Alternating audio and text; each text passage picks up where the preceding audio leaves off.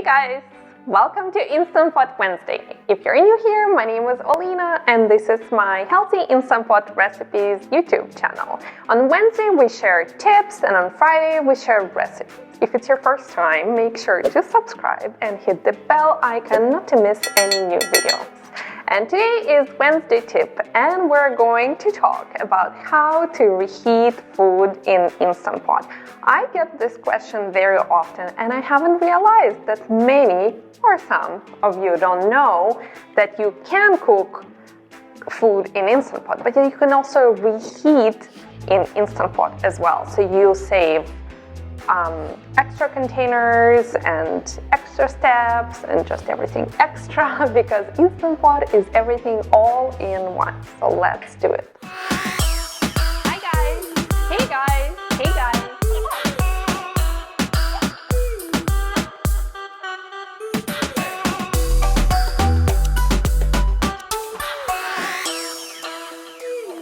Here I have a version of my chicken noodle soup that I made yesterday. We will link to it as well.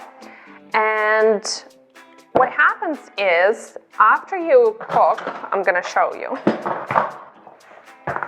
After you cook your soup in Instant Pot, like this, you finish cooking, you can take out the inner pot, it's stainless steel, and refrigerate your food right in it. And for that, I absolutely love the silicone lids. This one is multi-pot. I got it for free at one of the conferences, but many brands on Amazon make them. So I have this one multi-pot. Instant Pot sells 6-quart as well. So this is my 6-quart Instant Pot. You close it and put it in the fridge like this. Here, I'll show you. This is the 8-quart Instant Pot one. Doesn't matter, they're all the same, they all fit. So after, when you're ready to eat and want to reheat, you just take out the stainless steel inner pot from the fridge. And now you have two options to reheat your food. You can either put it back in Instant Pot, don't close, and press Saute, and it's gonna heat it just like on the stove. And you can stir a few times, just like reheating food on the stove. One tip is soup thickens a little bit in the fridge. So once as it gets warm, it thins out, no problem. But if you have something like teriyaki chicken that's more with soy sauce and sugar that could caramelize and start burning a little bit, I always add a splash of water and it kind of like creates steam and reheats the food. So let me show you how it actually works. And for saute mode, you will see the 30 minutes, which just ignore. And it's gonna start heating up the elements on the bottom and soup will start bubbling, just like on an electric stove.